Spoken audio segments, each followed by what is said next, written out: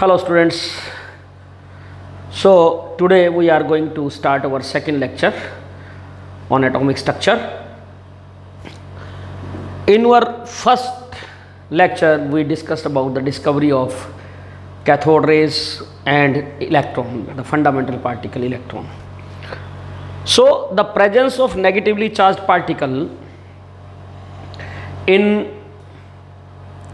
Atom, हमारी gas भरी हुई थी, कैथोड से पार्टिकल ओरिजिनेट हुए, गैस को आयनाइज किया, वहाँ से कैथोड से एनोड की तरफ मूव किए, कैथोड रे पार्टिकल कहलाए। अब इसके अंदर आपके अंदर material of cathode and anode they were both consisting of the atoms. जो हाइड्रोजन गैस भरी हुई थी इसके अंदर, उसमें भी सिर्फ एटम्स ही थे हाइड्रोजन के। Hydrogen molecule is made up of 2 atoms of hydrogen. So these raise were originated from the atoms. Now atom as a whole, as we know, is electrically neutral. That instigated the scientists to search about some positively charged particle present in the atom, because only then your atom can be neutral. So the experiment was repeated by scientists by using a perforated cathode. एक perforated cathode को use किया गया। Perforated cathode means जिसके अंदर आपने holes drill कर रखे थे। I have already drawn this figure to save time. So this is your perforated cathode. इसके अंदर छेद हैं और जब इसमें से लो प्रेशर पे हाइड्रोजन गैस भरी हुई है, इसके अंदर लो प्रेशर पे जब हमने 10,000 वोल्ट का करंट पास किया बाई इंसर्टिंग द की के, then what was observed that in addition to these cathode rays which were traveling from cathode to anode, some radiations were also observed behind the cathode. Cathode के पीछे की तरफ भी कुछ radiations आपको दिखाई दी। वो कैसे दिखाई देती हैं? Because this tube is you are coated with a fluorescent material, so there was a glow behind the cathode also that indicated the presence of certain radiations, and these radiations were then named as anode rays, और इन्हीं को फिर anode rays का नाम दिया गया। अगर हम बात करें properties of anode raise, properties of anode raise, so the first property is just like cathode rays, anode rays also travel in straight line. They also travel in straight line. ये भी आपकी स्ट्रेट लाइन में travel करती हैं। These are also consist of material particles. इनमें भी आपके material particles हैं। Experiments to know about these properties were same, that is they also rotated, these cathode rays also rotated the wheel placed in their path. In applied electric field, in applied electric field, these deviated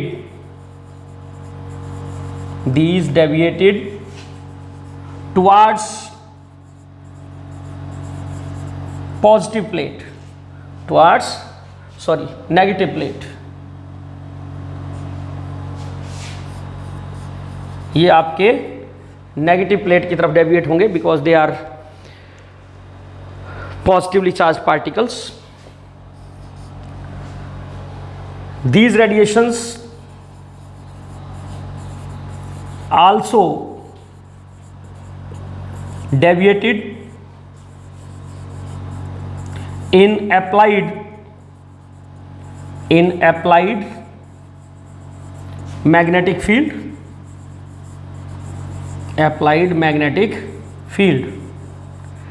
and their direction of deflection also indicated that these are negatively charged.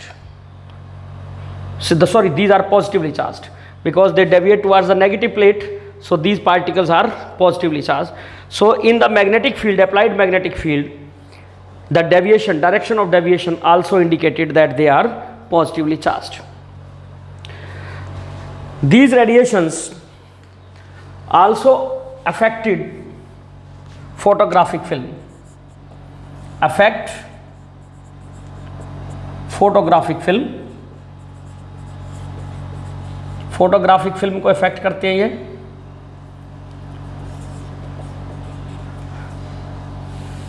They also produce heating effect, produce heating effect,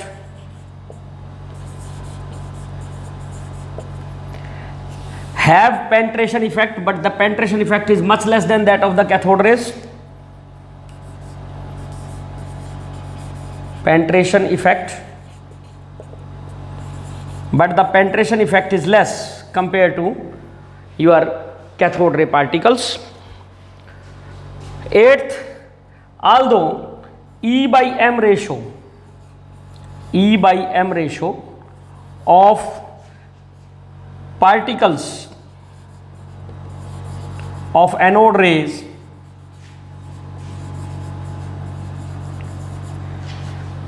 varied with nature of gas taken, varied with nature of gas taken, आपने कौन सी gas ली इस पे depend करेगा E by M ratio. और ये फर्क है cathode rays में और एनोड रेज में। कैथोड रेज के लिए हमने ये कहा था कि आपकी कोई भी गैस फिल कर लीजिए आप इस डिस्चार्ज ट्यूब के अंदर, E by M रेशो हमेशा उसका क्या रहता था, कांस्टेंट रहता था। लेकिन in case of anode rays this ratio will change and it has been observed that when hydrogen gas is filled in this discharge tube then E by M ratio is maximum, E by M ratio is maximum.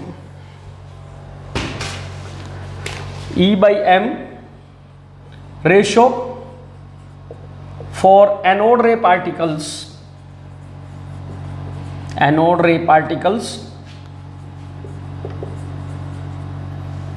is maximum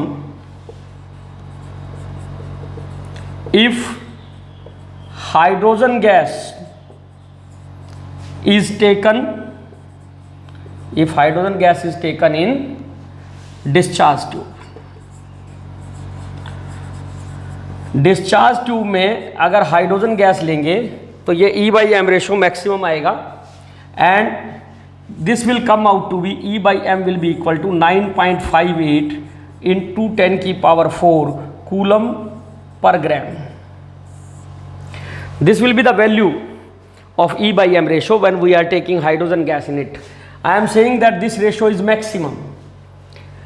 If E by M is maximum, then it implies that anode ray particle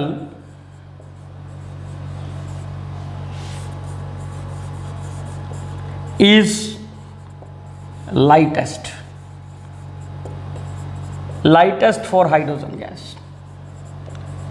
यही मतलब हुआ, अगर बाकी gases के मुकाबले में ये E by M maximum है, इसका मतलब जो आपका एनोड रे पार्टिकल प्रोड्यूस हो रहा है when hydrogen gas is filled then mass of that anode ray particle is minimum in that case and when the charge on this particle was determined then E was found to be plus 1.6 into 10 की power minus 19 coulombs.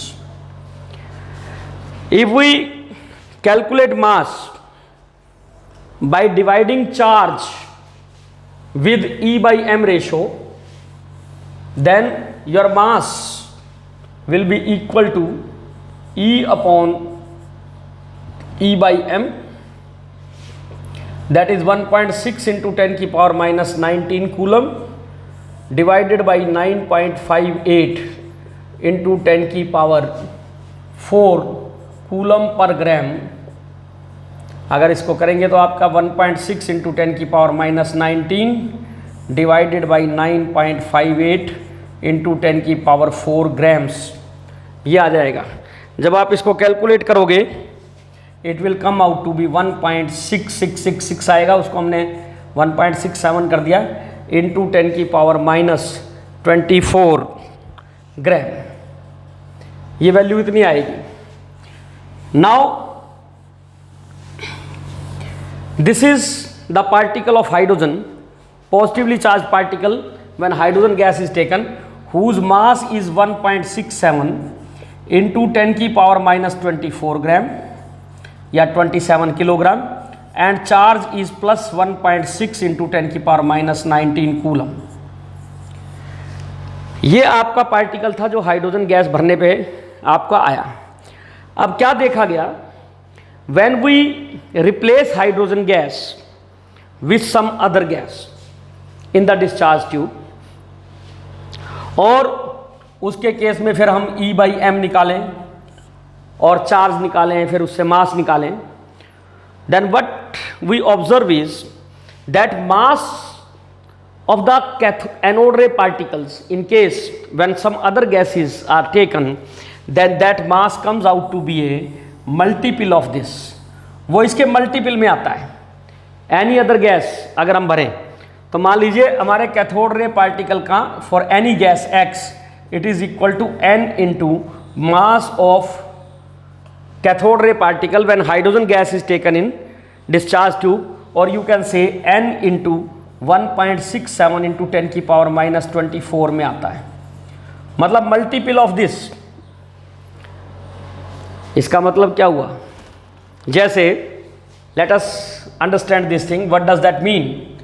इसका मतलब क्या है, when it is in multiple it is 2 3 4 like that. हमारे पास 10 kilogram का wait है, I can say that a 10 kilogram weight contains 10 into 1 kilogram। अगर हम 1-1 किलोग्राम के 10 वेट लें और उनको मेल्ट करके एक कंसोलिडेटेड वेट बना लें तो उसका वेट कितना आएगा, 10 किलोग्राम। इसका मतलब 10 किलोग्राम के वेट में there are 10 number of 1 kilogram. 10 बार 1-1 किलोग्राम आपने उसमें लिया हुआ है, 10 times the 1 kilogram. So if this n is a multiple of this particle weight which is taken in case of hydrogen, then we can say that every gas contain this fundamental particle। Her gas के अंदर है ये particle, लेकिन with different numbers। Hydrogen के case में ये एक particle है, किसी दूसरी गैस में हो सकता है नंबर ऑफ पार्टिकल्स 2 हों, किसी में 4 हों, किसी में 5 हो, like that. So we can say the particle is same, that is this one, having mass 1.67 into 10 की power minus 24 gram and charge 1.6 into 10 की power minus 19 coulomb, but present in different numbers. और इस particle को फिर नाम दिया गया proton. इस पार्टिकल को क्या नाम दिया गया, प्रोटॉन कहा गया। So what is proton?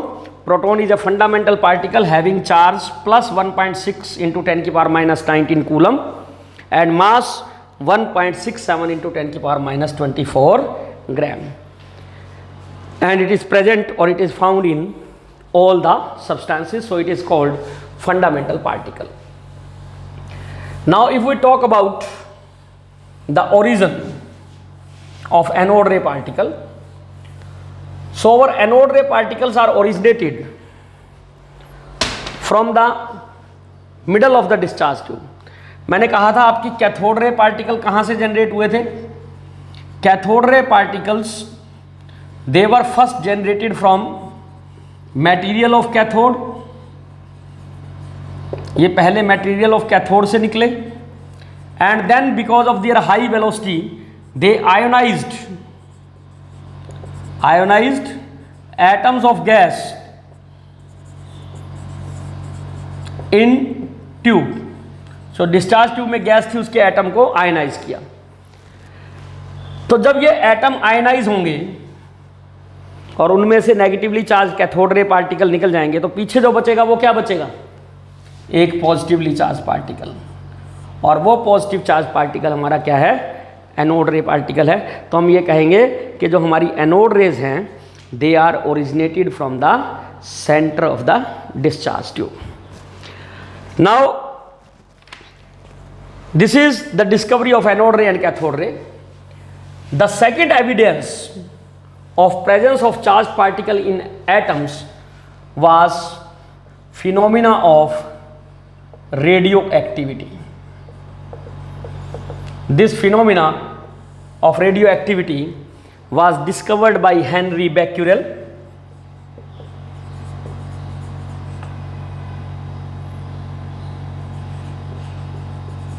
Henri Becquerel ने इसको डिस्कवर किया और ये एक एविडेंस है, चार्ज पार्टिकल है. What is radio activity? The phenomena of spontaneous emission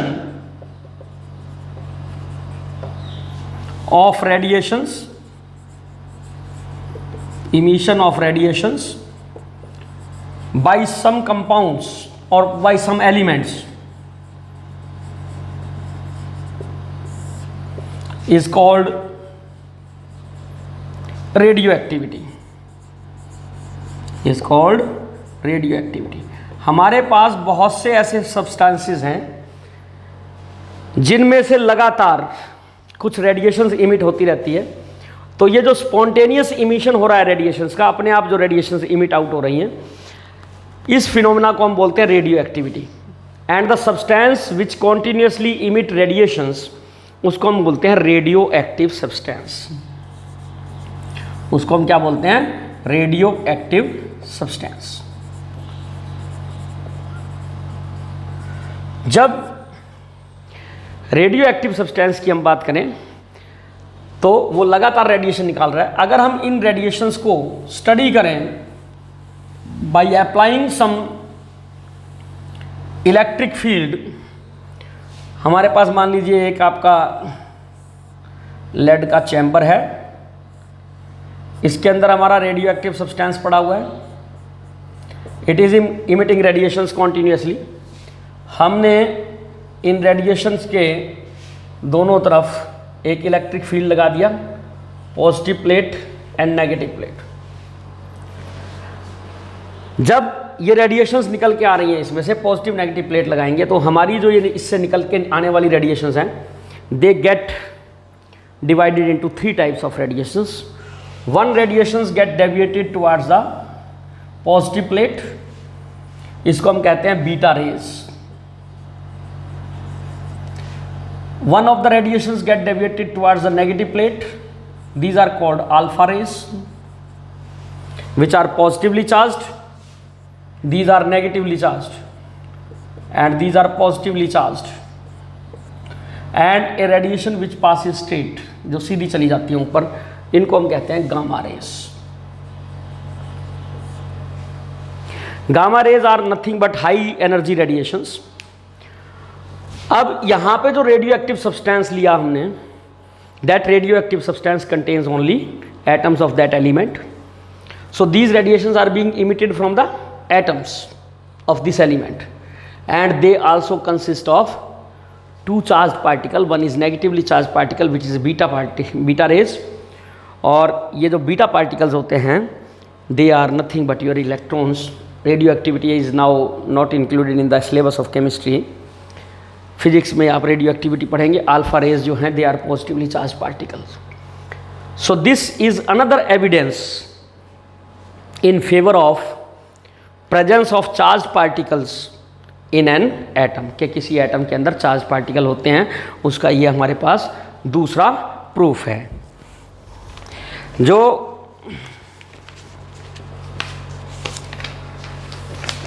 इनकी अगर हम कैरेक्टरिस्टिक्स वगैरह स्टडी करना चाहें तो वो हमारे सिलेबस में नहीं है, करना चाहें तो कर सकते हैं. They will be showing almost the similar properties like that of cathode ray particle and anode रे पार्टिकल्स. इसके बाद ये हमारा प्रूव होने के बाद कि एटम्स के अंदर पॉजिटिव और नेगेटिव चार्ज पार्टिकल्स हैं, then scientist have a curiosity how these particles they are arranged within an atom. किसी एटम के अंदर ये चार्ज पार्टिकल किस तरीके से अरेंज्ड है, इनका अरेंजमेंट क्या है. To study that arrangement, an experiment which is called Rutherford scattering experiment was performed by Rutherford scattering experiment. And in this experiment, a thin gold foil was bombarded with fast moving alpha particle emitted from a radioactive source. ये हमारा यहाँ पे एक radio active substance लिया, इसके आगे हमने एक स्लिट लगाई. स्लिट का मतलब था to make the radiation incident directly on the gold foil. यहाँ पे हमने एक गोल्ड फॉइल रखी. This is your gold foil, and this gold foil is very thin, approximately 10 raised to power minus 4 to 10 raised to power minus 5 centimeter in thickness, and this metal foil was surrounded by a circular screen. It is a screen, circular screen, which is coated with fluorescent material, coated with fluorescent material.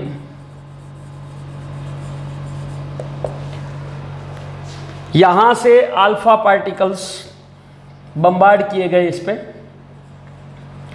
और इन alpha particles की deflection को record किया गया एक circular screen के ऊपर with A help of fluorescent material. And what was observed,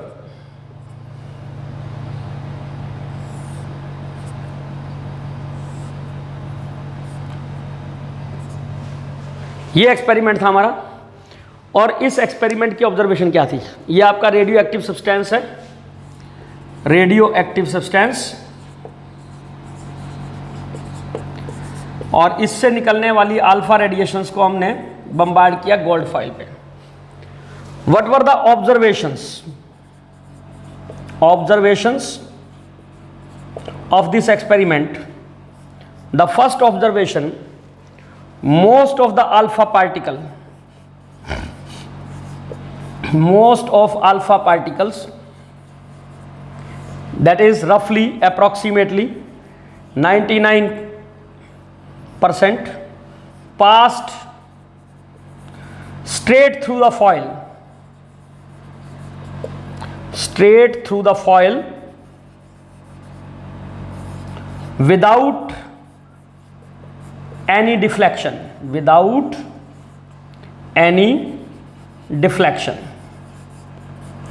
तो पहली ऑब्जर्वेशन क्या थी कि जो हमारे 99.9% ही लगा लीजिए आप, 99.9% के आसपास लगा लीजिए आप, 99.9% जो अल्फा पार्टिकल्स थे वो जैसे गए वैसे के वैसे आपके गोल्ड फॉइल को क्रॉस कर गए सीधे, without suffering any deviation in their path. उनके रास्ते में किसी तरह का कोई भटकाव नहीं आया, जैसे चले थे वैसे के वैसे वो गोल्ड फॉइल के पार निकल गए. जो दूसरी ऑब्जर्वेशन थी इसकी, the second observation was that a very few alpha particle approximately 1 in 20,000, very few alpha particles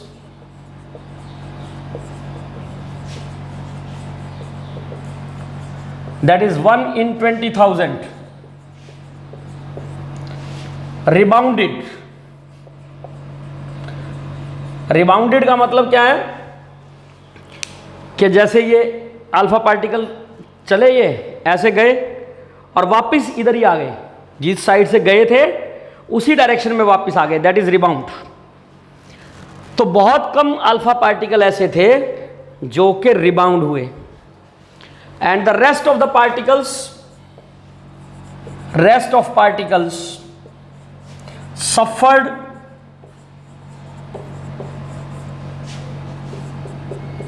very small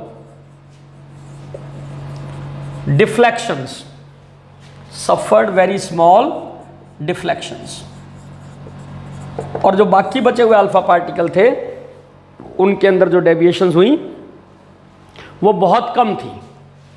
मान लो कि ये अल्फा पार्टिकल ऐसे जा रहा था, हल्का सा डेविएट हो गया, जाना चाहिए था ऐसे सीधा, और ये हल्का सा क्या हो गया, डेविएट हो गया अपने पास से with a very small angle. तो ज़्यादातर अल्फा पार्टिकल जो डिफ्लेक्ट हुए वो स्मॉल एंगल से हुए, बहुत कम जो थे वो रिबाउंड हुए, ज़्यादातर जो है 99.9% वो है सीधे क्रॉस कर गए। इस एक्सपेरिमेंट के बेस पे रदरफोर्ड गोल्डफॉयल स्कैटरिंग एक्सपेरिमेंट भी बोलते हैं इसको, रदरफोर्ड स्कैटरिंग एक्सपेरिमेंट भी बोलते हैं। On the basis of these observations some conclusions were made, and what are those conclusions? जो ये पहली ऑब्जर्वेशन थी कि most of the alpha particle pass straight, since most of alpha particle passed straight through the metal foil,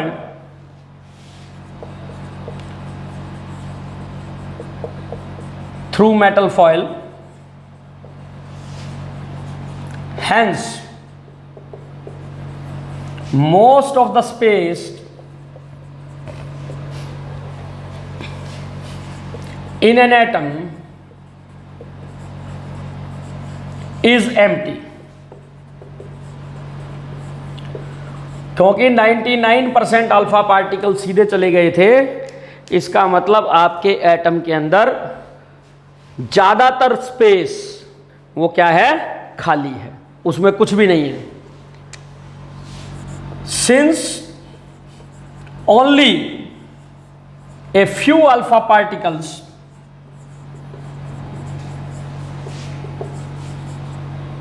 which are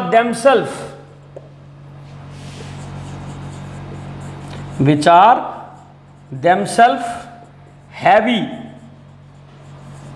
positively charged particle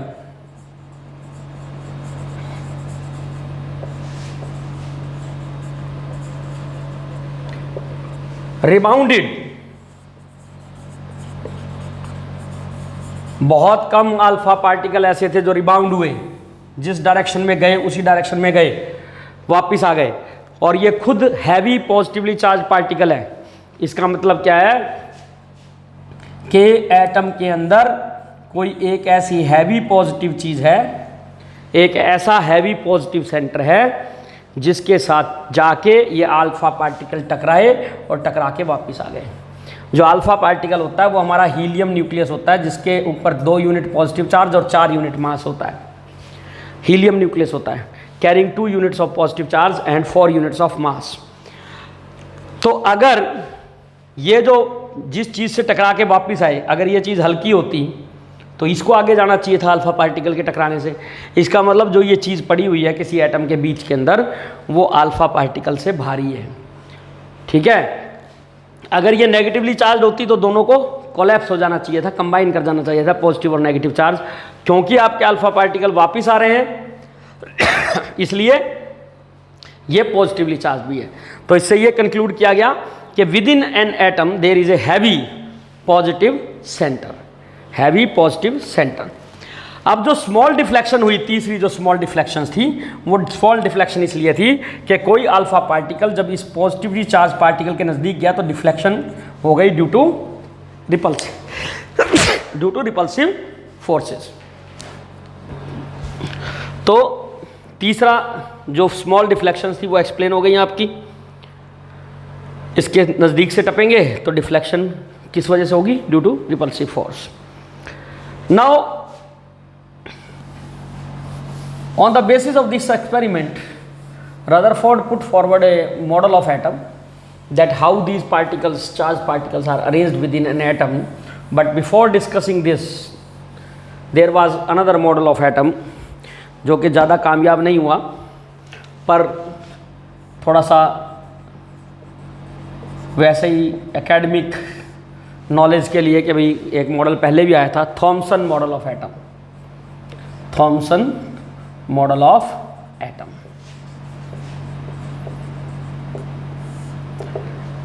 so Thomson ने ये पहला model propose किया।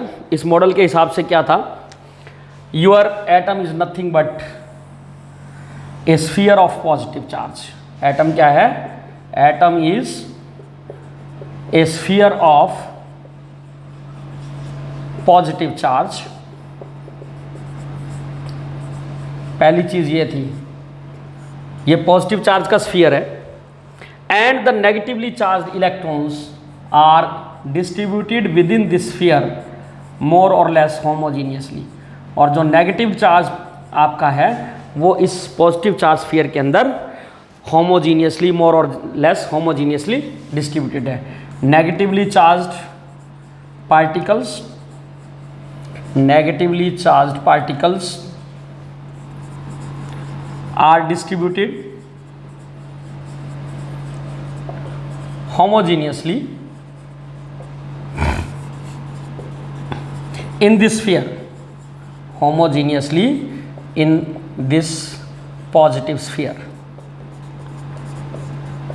Now this model is just like a plum pudding model भी कहलाता है। ये plum pudding model का मतलब क्या है? पुडिंग एक ईटेबल है फॉरेन कंट्रीज़ में, जिसके अंदर क्या होता है कि आपकी रेजिन जो है वो बीच में लगी होती है जगह जगह पे। जैसे आप ये समझ लीजिए हमारे यहाँ जैसे वो मीठे वाला बंद नहीं आता ब्रेड, उसके बीच में हमारी क्या लगी होती है? चेरी लगी होती है। वो तो एक ही जगह लगा के छोड़ देते हैं, बट वो चेरी अगर पूरे उसमें लगी हो बंद में, तो जस्ट लाइक दैट उस टाइप का मॉडल था, इसलिए इसको लोग प्लम पुडिंग मॉडल भी बोल देते हैं। ठीक है, but this model of atom was not much successful in explaining the properties of atom. Atom की प्रॉपर्टीज़ को एक्सप्लेन करने में ज़्यादा कामयाब नहीं हुआ ये। So this model was left out. And the second model of atom is which is proposed by the Rutherford on the basis of his famous scattering experiment. So next model is Rutherford model of atom. Rutherford model of atom, इसको आप बड़ी आसानी से समझ सकते हैं। It is just like our planetary system. जैसे हमारे प्लानिटरी सिस्टम के अंदर क्या है? Sun is at the centre and all other planets are revolving around that sun. Just like that Rutherford के हिसाब से क्या है? First postulate of this model is there is a heavy positive centre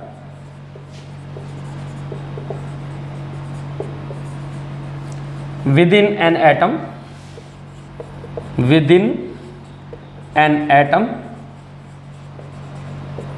called nucleus। उसको हम nucleus कहेंगे। where whole of mass of atom is concentrated। हमारा एक हैवी पॉजिटिव सेंटर है और वहाँ पे आपके एटम का सारा मास वहीं पे सेंटर्ड है। दूसरा, negatively charged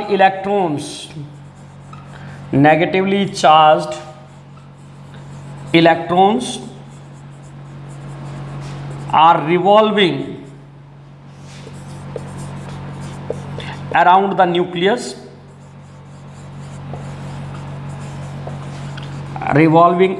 nucleus, in circular paths। और हमारे इलेक्ट्रॉन्स क्या है? इस न्यूक्लियस के चारों तरफ सर्कुलर पाथ के अंदर रिवॉल्व कर रहे हैं।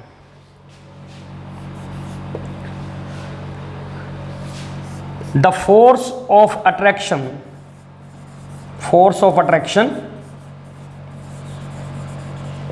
Due to nucleus is counterbalanced by centrifugal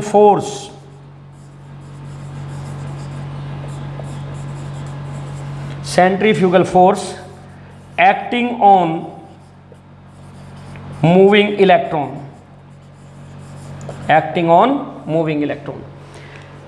जब हमारे इलेक्ट्रॉन चारों तरफ घूम रहे हैं न्यूक्लियस के चारों तरफ, तो जब भी कोई चीज़ सर्कुलर मोशन में होती है, फिजिक्स में आपको पढ़ाएंगे, उसके ऊपर दो तरह के फोर्स लगते हैं।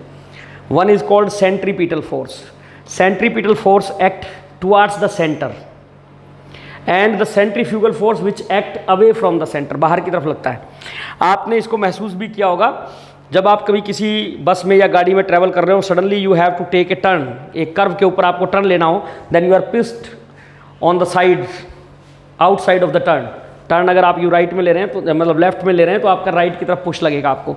तो उसी तरीके से इलेक्ट्रॉन जब मूव कर रहे हैं न्यूक्लियस के चारों तरफ, तो उनके ऊपर एक सेंट्रीफ्यूगल फोर्स लग रहा है, और ये सेंट्रीफ्यूगल फोर्स जो न्यूक्लियस का अट्रैक्शन है उसको बैलेंस कर रहा है and does stopping the electron from falling into the nucleus, और उसी वजह से इलेक्ट्रॉन न्यूक्लियस में फॉल नहीं कर रहा। This is the explanation given by the Rutherford for electron not falling into the nucleus under the influence of its attraction. उसका कारण ये है कि centrifugal force and the force of attraction between the charges is balanced.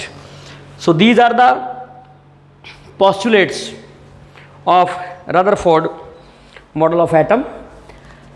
I think हमने आज के लिए sufficient काम कर लिया है, बाकी हम लोग जो है कल करेंगे। Today we are completed our lecture because now we are not left with much time. So thank you very much.